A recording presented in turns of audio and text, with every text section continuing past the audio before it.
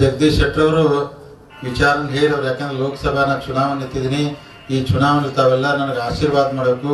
ನರೇಂದ್ರ ಮೋದಿ ಅವರು 3ನೇ ಬಾರಿಗೆ ದೇಶದ ಪ್ರಧಾನಮಂತ್ರಿ ಆಗಬೇಕು. ಈ ದೇಶ ಗಟ್ಟಿಯಾಗಿ ಉಳಿಬೇಕಂದ್ರೆ ಭಾರತೀಯ ಜನತಾ ಪಾರ್ಟಿ ದೇಶದಲ್ಲಿ ಮತ್ತೆ ಬರ್ಬೇಕಂತೇಳಿ ಅವ್ರು ತಾವಂದ್ರೆ ಇವ್ ತಮಗೆ ಮನವಿ ಮಾಡ್ಕೊಂಡಾರೆ. ಅದಕ್ಕೆ ತಾವೆಲ್ಲರೂ 2014ರಿಂದ 19ರಲ್ಲಿ ಈಗ ನಡೆಯುವಂಥ ಚುನಾವಣೆಯಲ್ಲಿ ನರೇಂದ್ರ ಮೋದಿ ಅವರ ಈ ದೇಶದ ಪ್ರಧಾನಮಂತ್ರಿ ಆದ ನಂತರ ನಮ್ಮ ದೇಶ ಎಷ್ಟು ಗಟ್ಟಿಯಾಗಿತ್ತನೋ ತಾವೆಲ್ಲ ಪೇಪರಲ್ಲಿ ಟಿವಿಯಲ್ಲಿ ನೋಡ್ತೀರಿ.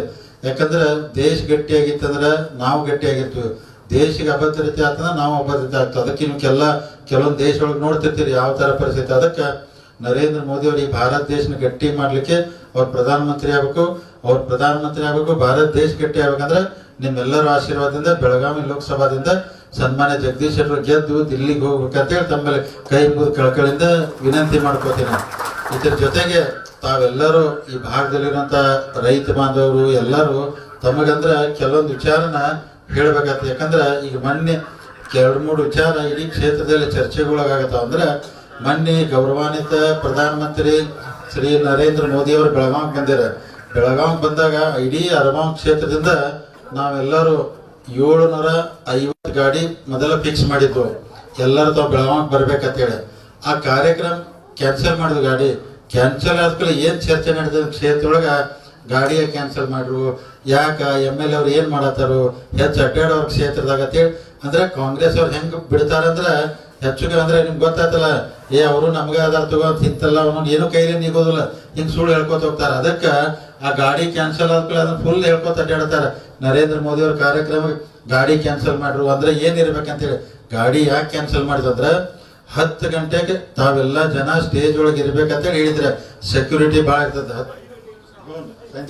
ಮೊದಲು ಸಂಜೆಗೆ 5 ಗಂಟೆ ಕಾರ್ಯಕ್ರಮ ಇತ್ತು ಬೆಳಗಾವದಾಗ, ನಾವೆಲ್ಲ ಬುಕ್ ಮಾಡಿದ್ವು.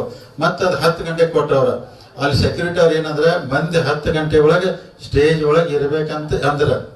ಆಮ್ಯಾಗ ನಮ್ಮ ಕ್ಷೇತ್ರ ನೀವೆಲ್ಲ ಜನ ಅಂದ್ರೆ ನಾ ಇದ್ದಂಗೆ ಅದಿರಿ. ನೀವು ಅಂದ್ರೆ ಆರಾಮಾಗಿ ಮಧ್ಯಾಹ್ನ 3 ಗಂಟೆಗೆ ಬರೋದ, 4 ಗಂಟೆಗೆ ಬರೋದ, ಮತ್ತೆ ಹೆಂಗ್ ರಾಜ ಹೆಂಗ್ ಪ್ರಜೆಗಳು ಇರ್ತಾರೆ. ಅದಕ್ಕೆ ಏನಾಯ್ತಂದ್ರೆ ನಿಮ್ಗೆ 10 ಗಂಟೆಗೆ ಏನಂದ್ರೆ 12 ಗಂಟೆಗೆ ಬಿಡ್ತಿದ್ರೆ. ಮತ್ತೆ ನರೇಂದ್ರ ಮೋದಿ ಹೆಚ್ಚು ಕಮ್ಮಿ ದಾವಣಗೆರೆಯಾಗ ಭಾಷಣ ಮಾಡಿದ್ರೆ ನೀವು ಬೆಳಗಾವಿಯಾಗ ಇರ್ತಿದ್ರೆ.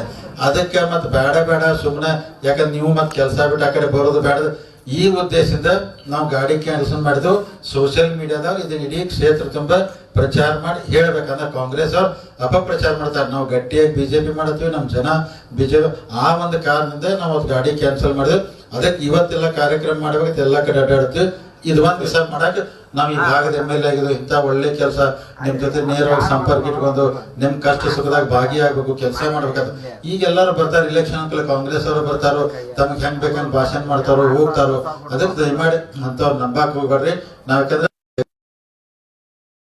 ಅವರು ಎಲ್ಲೇ ಇರಲಿ, ಬೆಳಗಾವಿಯಾಗಿರ್ಲಿ, ಹುಬ್ಳಿಯಾಗಿರ್ಲಿ, ದಿಲ್ಲಿ ಒಳಗಿರ್ಲಿ, ನಿಮ್ ಕೆಲಸ ಮಾಡಕ್ಕೆ ನಾವು ಗಟ್ಟಿರ್ತೀವಿ. ಅದಕ್ಕೆ ತಾವೆಲ್ಲರೂ ಅವ್ರಿಗೆ ಆಶೀರ್ವಾದ ಮಾಡಬೇಕು, ಗೆಲ್ಲಿಸ್ಬೇಕು. ಯಾಕಂದ್ರೆ ಹೆಚ್ಚಿನ ಸಂಖ್ಯೆಯಲ್ಲಿ, ಯಾಕಂದ್ರೆ ತಾವೇನು ಅವತ್ತು ಬೂತ್ಗೆ ಹೋಗ್ತೀರಿ ಮತಗಟ್ಟೆಗೆ, ಅಲ್ಲಿ 2ನೇ ನಂಬರ್ ಅವ್ರ ಹೆಸರು ಐತೆ, ಅದ್ರ ಫೋಟೋ ಇರ್ತೈತಿ, ಕಮಲ ಚಿಹ್ನೆ ಇರ್ತೈತೆ. ಆ ಕಮಲ ಚಿಹ್ನೆ ತಾವು ಬಟನ್ ಬಡಿಬೇಕು. ಮತ್ತೆ ಹೆಚ್ಚಿನ ಸಂಖ್ಯೆಯಲ್ಲಿ, ಯಾಕಂದ್ರೆ ಬಹಳ ಕೆಟ್ಟ ಬಿಸಿಲೈತೆ, ಮಂದಿ ಅಂದ್ರೆ ಮತದಾನ ಮಾಡಕ್ಕೆ ಬರೋದಂದ್ರೆ ಬಹಳ ಕಡಿಮೆ ಮಾಡ್ತಾರೆ.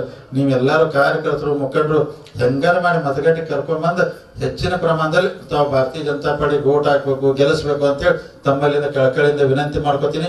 ಇನ್ನೂ ಯಾಕಂದ್ರೆ 3-4 ಒಳಗಂದ್ರೆ ಇನ್ನೂ 5 ತಾರೀಕು ನೀವೆಲ್ಲ ಒಂದೊಂದು ಸಮಾಜವಾದಿ ಕರೆದು ಮೀಟಿಂಗು ಮಾಡೋದನ್ನು ತಾವೆಲ್ಲ ಬರಕ್ರ. ಅದಕ್ಕೆ ದಯಮಾಡಿ ಇಂಥ ಒಳ್ಳೆ ಕೆಲಸ ಮಾಡಕ್ಕೆ ತಾವು ಜಗದೀಶ್ ಶೆಟ್ಟರ್ ಅಂದ್ರೆ ಓಟ್ ಹಾಕ್ಬೇಕಂದ್ರೆ ಒಳ್ಳೆ ಕೆಲಸ ಮಾಡಕ, ಸುಮ್ಮನೆ ಏನೋ ಭಾಷಣ ಮಾಡಿ ಆಶ್ವಾಸನೆ ಕೊಟ್ಟು ಹೋಗಾಕ ನಾವು ಬಂದಿರ್ತಾರ, ನಿಮ್ ಜೊತೆನೇ ಇರ್ತೀವಿ. ಅದಕ್ಕೆ ದಯಮಾಡಿ ತಾವು ಏನು 7 ತಾರೀಕು ನಡೆಯುವಂತಹ ಚುನಾವಣೆಯಲ್ಲಿ ಭಾರತೀಯ ಜನತಾ ಪಾರ್ಟಿ ಅಭ್ಯರ್ಥಿಯಾದ ಸನ್ಮಾನ್ಯ ಜಗದೀಶ್ ಶೆಟ್ಟರ್ ಅವರಿಗೆ ಆಶೀರ್ವಾದ ಮಾಡಿ ತಾವು ಅವ್ರಿಗೆ ಹೆಚ್ಚಿನ ಪ್ರಮಾಣದಲ್ಲಿ ಗೆಲ್ಲಿಸಿ ಆಶೀರ್ವಾದ ಮಾಡ್ಬೇಕಂತ ಮತ್ತೊಂದ್ಸಲ ತಮ್ಮಲ್ಲಿ ಕೈ ಮುಗಿದು ಕಳಕಳಿಯಿಂದ ವಿನಂತಿ ಮಾಡ್ಕೋತೀನಿ.